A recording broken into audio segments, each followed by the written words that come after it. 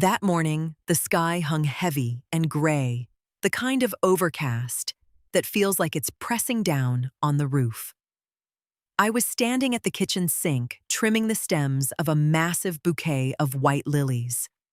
They were for my daughter Kendall, her wedding bouquet. For months, she'd talked about keeping it intimate, just a quick, quiet thing. Since she hadn't confirmed the exact time they were going to the courthouse, I picked up my phone, still holding the pruning shears in my other hand.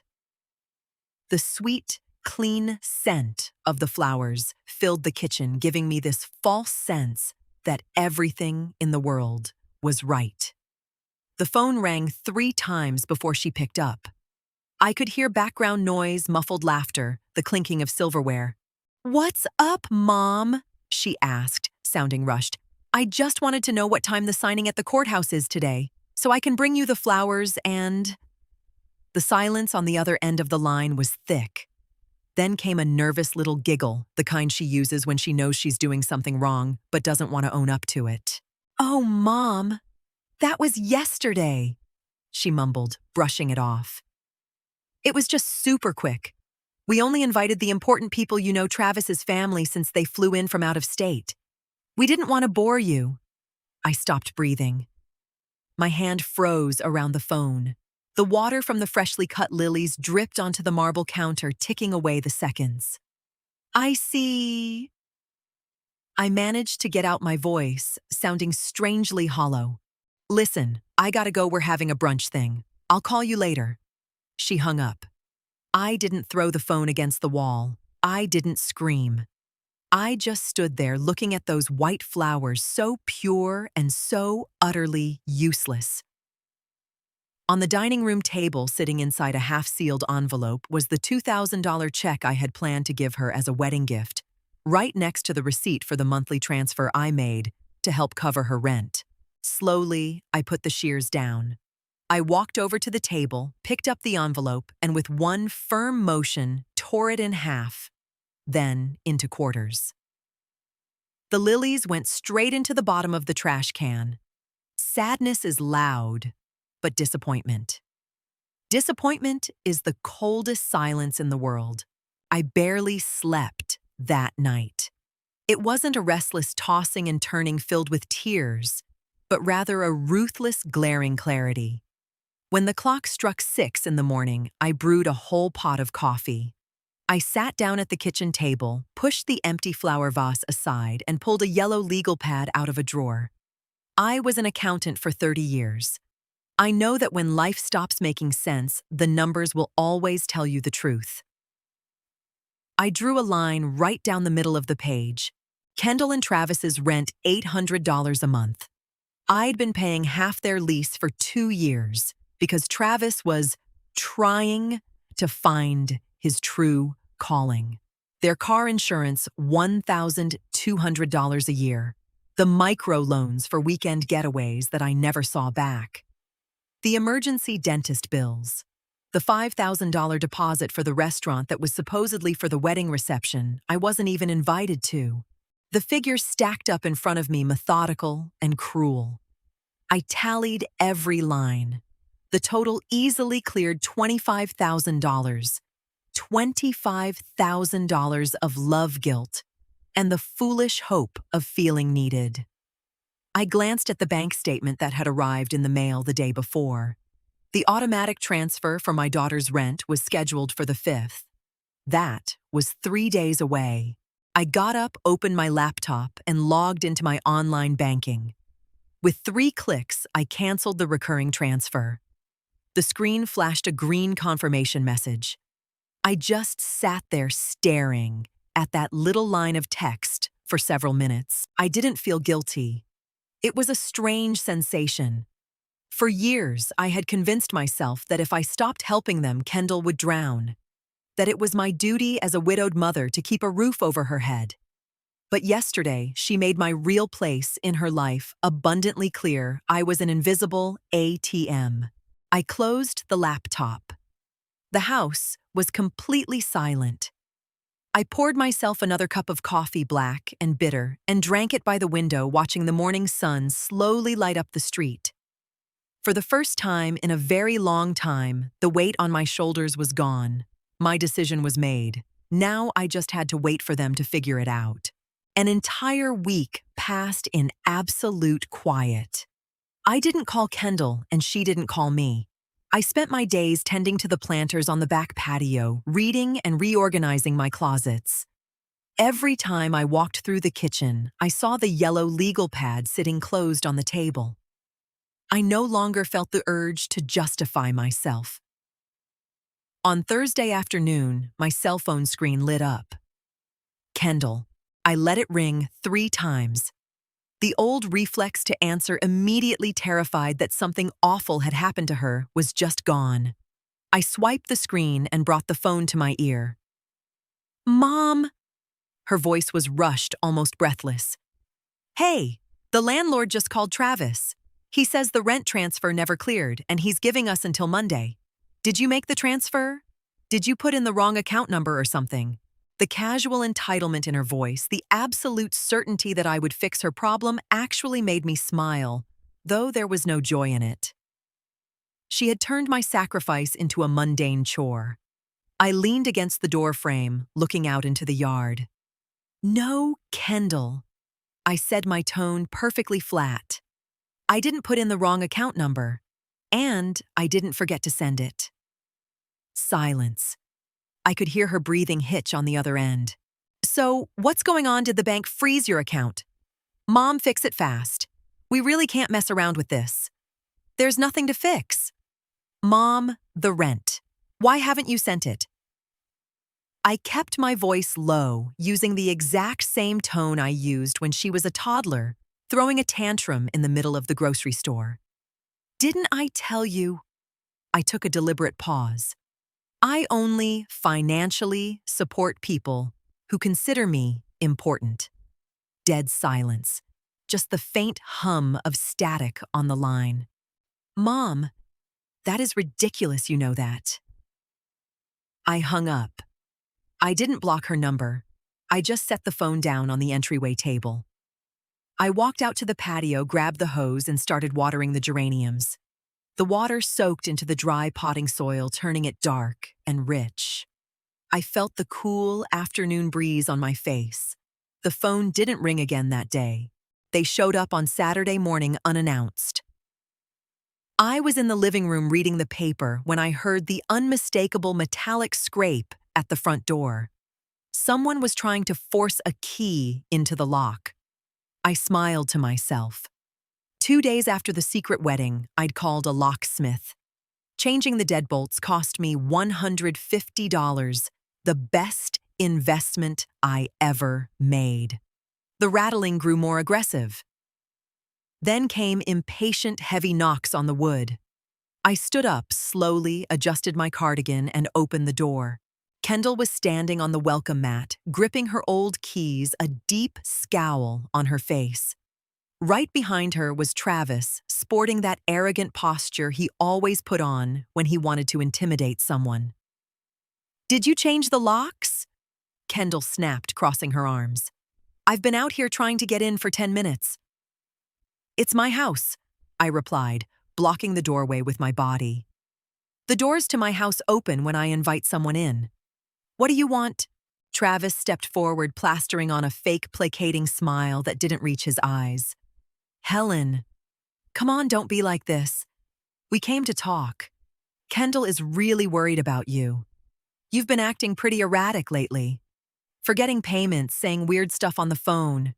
The playbook was so obvious. If they couldn't control me with guilt, they were going to try and gaslight me into thinking I was losing my mind." I looked at both of them. Travis was wearing a brand new, expensive-looking watch. Kendall was carrying a designer bag I'd never seen before. "I haven't forgotten anything, Travis. In fact, my memory is sharper than ever." "Mom, please." Kendall cut in, trying to peer over my shoulder into the house. "Don't make a huge drama out of the wedding thing. You know Travis gets anxiety around big crowds. Just let us in. We need to sort out the money stuff. The landlord isn't going to wait." I kept a firm grip on the door. "Your landlord is not my problem. You are two married adults. I'm sure you'll figure out how to manage it." She gently tried to push the door open, but I didn't budge an inch. Her expression shifted from frustration to sheer disbelief. "Wait here," I told them. I pulled the door shut until it clicked, leaving them standing on the porch. I walked to the hallway, grabbed something I had prepared earlier, and went back. I opened the door again. Travis was already huffing, glaring at his phone impatiently. Kendall was chewing on her bottom lip. "Look, Helen." Travis started using his patronizing, "I'm the man of the house" voice. "We get that your feelings are hurt, but at your age, managing accounts can get confusing. We were thinking it's probably best if you just sign over control of the joint account to us. Just for your own safety, obviously. I'll handle organizing your expenses so there are no more misunderstandings." It was honestly fascinating hearing him wrap his greed in fake concern. He wanted my retirement. He wanted total control. I didn't argue. I didn't raise my voice. I simply used my foot to slide 2 medium-sized cardboard boxes over the threshold. "What is this?" Kendall asked, taking a step back. "Your stuff from the garage," I said. "College textbooks, winter coats, you never took a couple of photo albums. I've been cleaning out. I need the space." Travis looked at the boxes with pure disgust. "You made us drive all the way over here to hand us garbage instead of fixing the bank issue. Helen, we are talking about serious things here. So am I, Travis." I pulled a small velvet jewelry box out of my pocket and handed it to Kendall. She took it looking confused and popped it open. Inside was the gold chain she had borrowed from me a year ago for a special dinner and never returned. I had dug it out of her old bedroom before packing her things. "You went snooping through my stuff." Kendall gasped, playing the victim. "They were your things in my house. Now they are out of my house." I looked her dead in the eye. "And there is no joint account to manage. I withdrew all my funds from it. As of today, your debts are entirely yours." The color drained from Travis's face. He knew perfectly well that the joint account was the one they used to auto-pay his car loan banking on the fact that I'd always cover the overdrafts. "You can't do that," he muttered, the nice guy facade totally dropping. "I just did. Take your boxes. Have a great weekend." I slammed the door and threw the deadbolt. I stood in the hallway, listening. There was a stunned silence, followed by Travis swearing under his breath. Then came the sound of cardboard scraping against concrete and their footsteps retreating down the driveway. That same afternoon, there was a knock at the door. This time, it was a soft, rhythmic tap. When I looked through the window, I saw my next-door neighbor, Beverly. She was holding a plate covered in aluminum foil. "I brought you some lemon pound cake," she offered warmly when I opened the door. Beverly was a widow too, an incredibly observant woman who never pried, but always seemed to know exactly when someone needed company. We sat down in the kitchen. The late afternoon sun spilled across the wooden table. As I poured the coffee, Beverly pulled her iPad out of her tote bag. She hesitated for a second before waking up the screen. "Helen, I was really debating whether to show you this, but I think you need to know. I don't like secrets." She slid the tablet across the table. It was the Facebook profile of Travis's sister. There was an entire public photo album titled "Travis and Kendall's Big Day." I tapped the screen, swiping through the photos slowly. It wasn't a quick courthouse signing. It was a full-blown blowout. I saw Kendall in an immaculate white gown, laughing on the manicured lawns of a gorgeous estate. I saw long banquet tables covered in floral centerpieces, a live band, and dozens of guests. Travis's entire extended family was there. Aunts, uncles, cousins, frat buddies. In the main photo, Kendall and Travis were toasting with crystal champagne flutes. My eyes locked onto a detail in the background, the awning on the main building. It was Oak Creek Manor, The exact venue I had wired $5,000 to 6 months ago under the guise of a deposit for a small reception. They had used my money to bankroll a lavish party for his family, purposefully excluding me so they wouldn't have to explain to anyone who was actually footing the bill. "I'm so sorry, Helen," Beverly whispered, placing a warm hand over mine. I didn't cry. Looking at those photos felt like watching the final ugly piece of a puzzle snap into place. A wave of humiliation tried to crawl up my throat, but I swallowed it down and let it turn into pure steel. "Don't be sorry, Bev," I said, pushing the iPad away and pulling my coffee mug closer. "This is the most enlightening piece of pound cake I've ever had." I was actually starting to feel a little bit bad for them, but this just cured me of any sympathy I had left.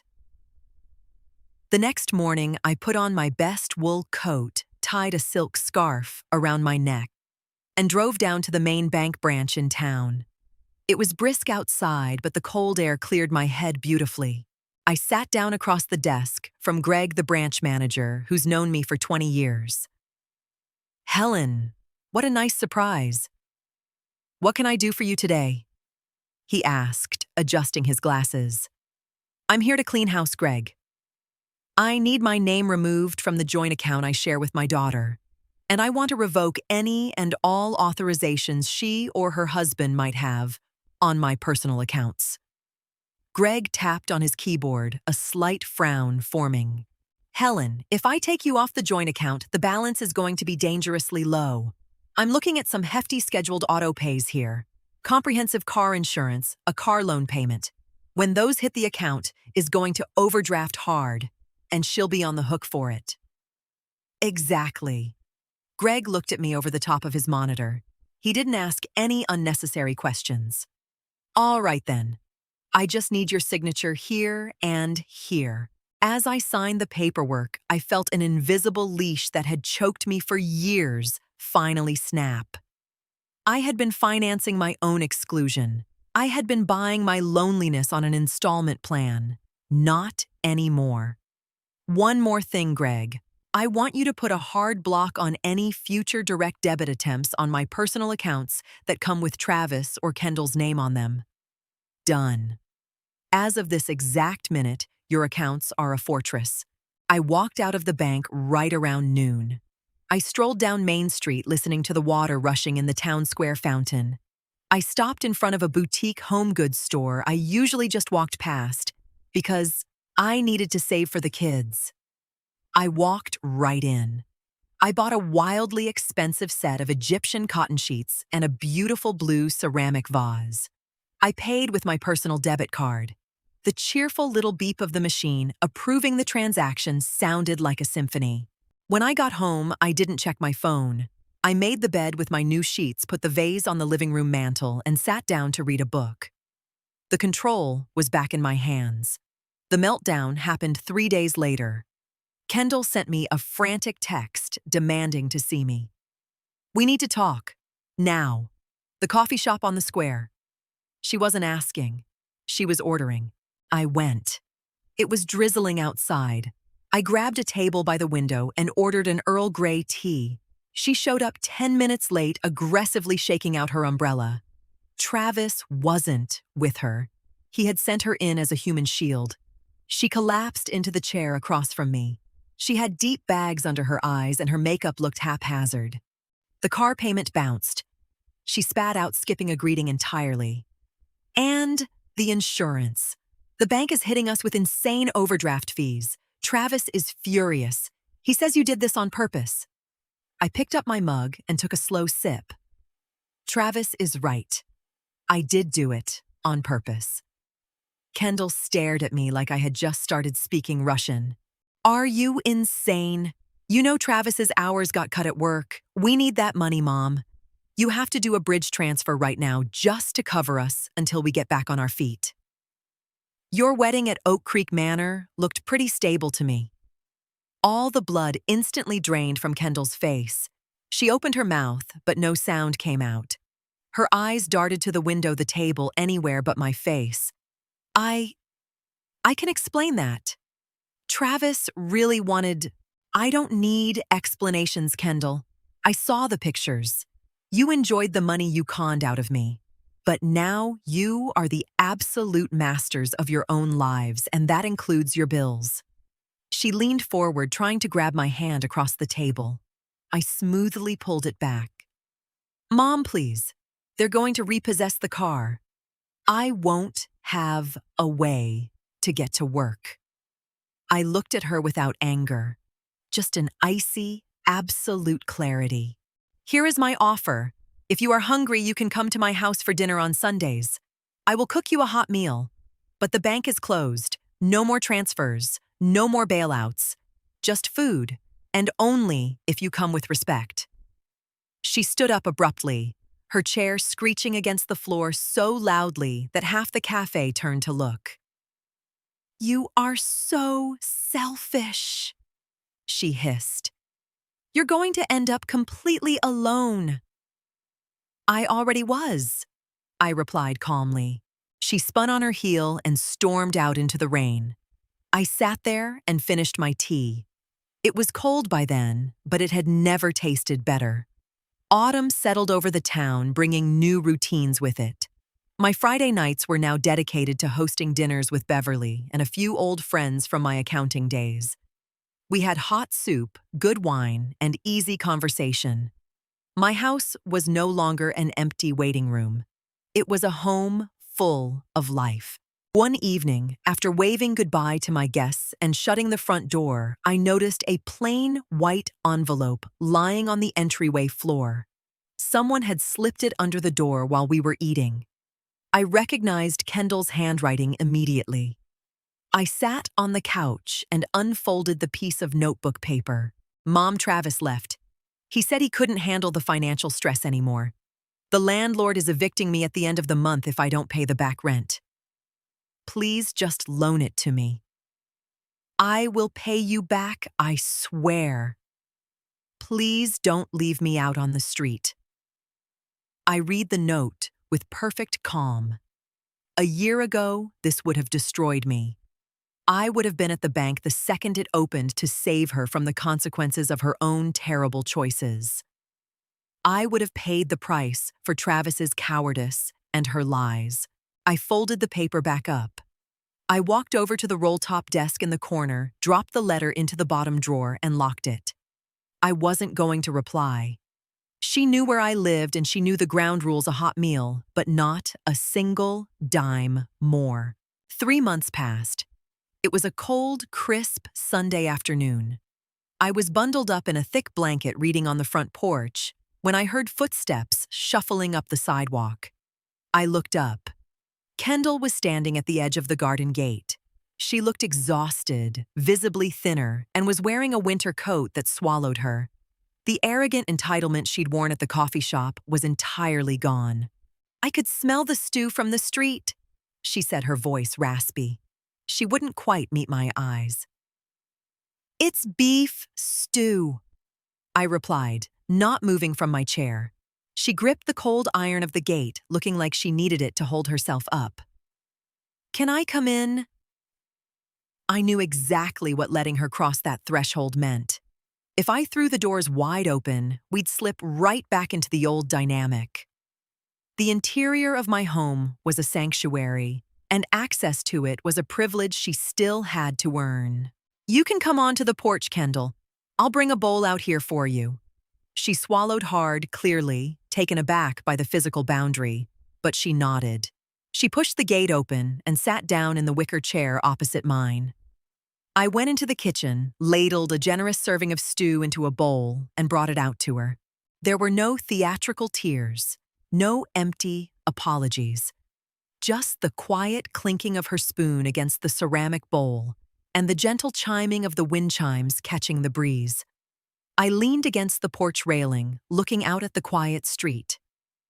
A mother's love doesn't mean giving everything until you have nothing left. Sometimes it means giving just enough so they finally learn how to walk on their own. My life, at long last, belonged to me again.